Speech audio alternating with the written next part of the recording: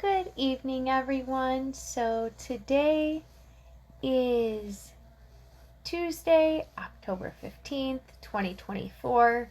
For those of you that don't know, there has been an IV saline shortage. The reason for this is that Baxter Medical Supplies, which is located in North Carolina, had Hurricane Helene come through, and it not only flooded their building, but it washed out some of the roads and bridges to get to and from the plant. Now, this plant makes 60%, 1.5 million bags a day of the United States IV saline supply. 60%. Why they're allowed to make 60%? I could not tell you. This has happened before where a hurricane has come through and wiped out or ruined a IV saline medical supply building, and there has been an IV saline shortage. This happened in 2017. I don't remember exactly which hurricane it was, but it caused the same problem. So even though we've had this issue before, somehow we're having this issue again, and they are allowed to still produce 60% of our IV saline bags in one building. Seems like this should change. There has been a saline shortage for roughly 2 weeks now. While there technically isn't a shortage, Baxter Medical Supplies has limited the amount that it will allow hospitals and medical facilities to buy from it. So they have shrunk the amount that they're sending out to each place by roughly 60%. So if a medical facility orders 1 million bags, they're only sending out 400,000 bags. I personally use IV saline. I typically get 1,000 milliliters twice a week.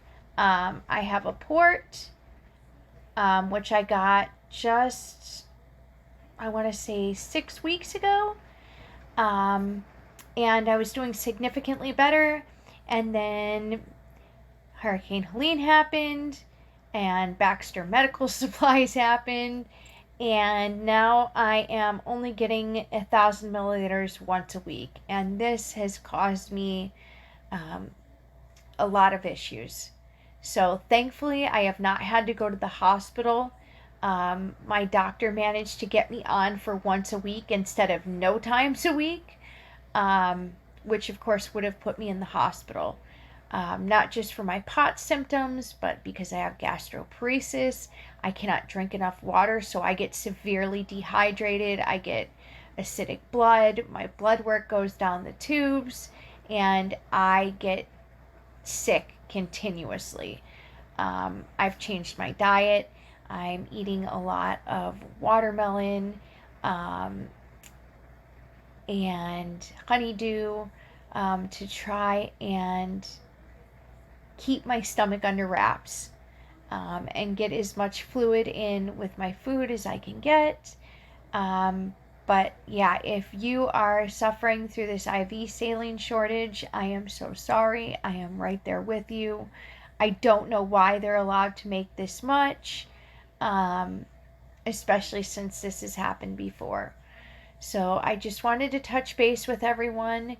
They expect this to continue on for the next, they're hoping no longer than November 1st. Like, they're hoping that they'll be able to get the IV saline bags that were there that weren't destroyed or contaminated and get those out, either by plane or however they're going to get them out.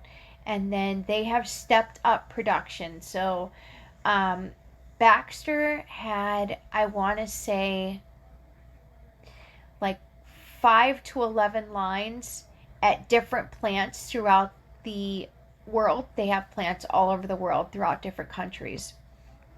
And those were running 8 hours a day, and now they've stepped those up to running 24 hours a day.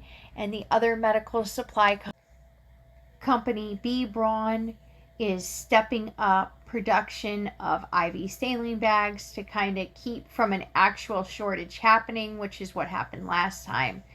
So fingers crossed, only 2 to 3 more weeks of this going on, and then we can get back to normal, and the hospitals and the patients can get back to normal. I really dislike when they say that this isn't affecting patient care. Yes, it is affecting patient care. It originally canceled all of my IV saline treatments that I get twice a week, which has a huge effect on me. But they canceled other people's. Anybody that was just getting IV saline fluids at my place, they canceled. I have talked to several other people who are at other hospitals who got their treatments canceled. So yes, actually, yes, it's affecting patient care. And to say that it isn't really is very wrong.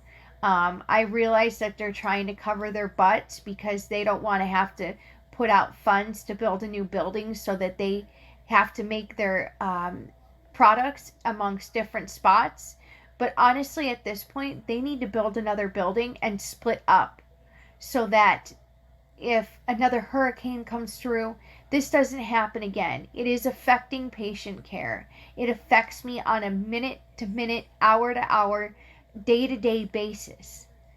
And it's just wrong to say that it isn't, okay? So please stop saying that. It is affecting patient care.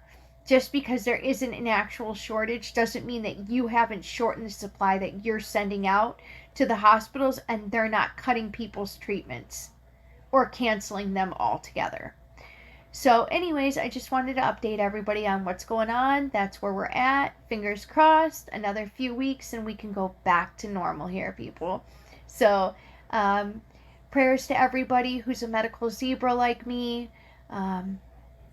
And hopefully we're going to all make it through this just fine, and it'll just be a bad memory. All right, guys, that's it for today. I'll talk to you soon. Bye.